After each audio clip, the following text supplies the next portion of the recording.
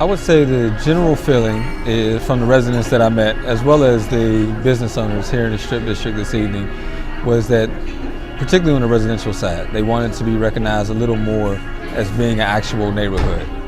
There are sections where they're missing sidewalks, or in front of residential buildings like Auto Milk, there's no trash can. There's nowhere for them to ride their bike, and given that they're right on the bike trail along the river here, a lot of their friends want to bike over, spend time, but then there's nowhere to actually lock up the bike.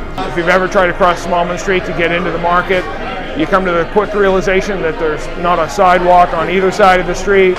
You've got cars parking, you've got 2 lanes of traffic, and you've got pedestrians, often people with kids in the mix there. It's a tragedy waiting to happen.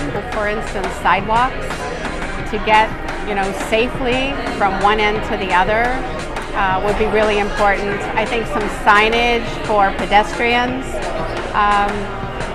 some bike racks. So I think having accessibility for transportation, whether it's bike routes, bike trails, or even a low-impact train commuter system that would take people from here to downtown. There's 3 things. I think cleanliness is important. Safety is very important. I think we still have, even though we've made a perimeter of security around our facility, there's still a lot of vagrants who try to break in. And I think it's important to make that a secure facility. The whole Strip, not just my facility. And then I think utilizing the riverfront. I think it's an underutilized asset, and the Strip has all of this wonderful riverfront property that most cities don't use. And I think it would as we redevelop the Strip District, it would set us apart, not only in the state, but in the whole country. But their main goal is clean and safe. So keeping the streets clean, addressing the safety concerns of both the residents downtown as those who work downtown. The Strip District has a strong tie to food, and it's better food. It's not fast food, it's not chain restaurant food. It's people that are coming to the Strip District to shop are looking for food because they care about what they're eating. Well, when I tell people that we live here, they're surprised. They think of the Strip District as that from about 28th and that one narrow area that's very busy on a Saturday and a Sunday. But there's so much more here. There's this fabulous biking path from behind the cork factory into town that is just gorgeous. You can now bike across 31st Street and down the North Shore, cross back over, come around.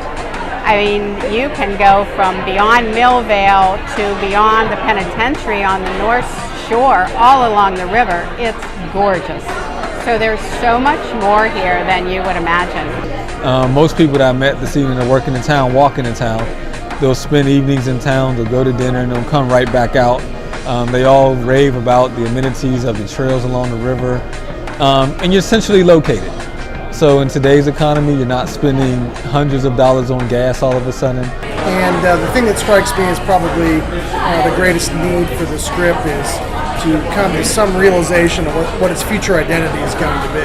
How do you begin to seamlessly transition between the old part of the Strip District, which is mostly known for its commerce, to becoming a residential neighborhood? So how do we really begin to balance those two?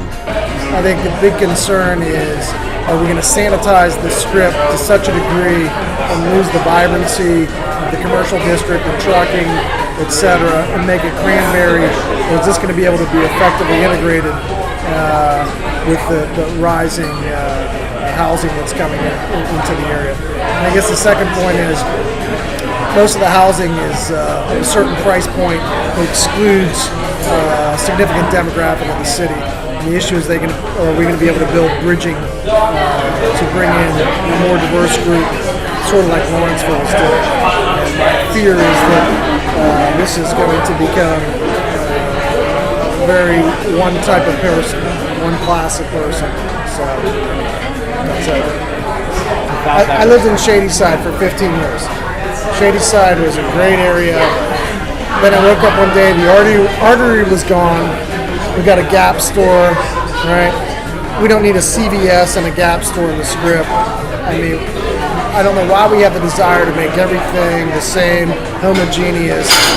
The reason people came here originally is because it's eclectic and different. Don't ruin that. If we could just tighten up some of the little issues that we just described, whether it's security or cleanliness or transportation, we'd have a home run here. We've got people from London, New York, LA, who rave about us daily. They can't believe what Pittsburgh is like. Let's just take that whole theory and keep Pittsburgh growing. But it's a wonderful community to move into, and I would encourage anyone seriously looking at moving into the city to consider the Strip District.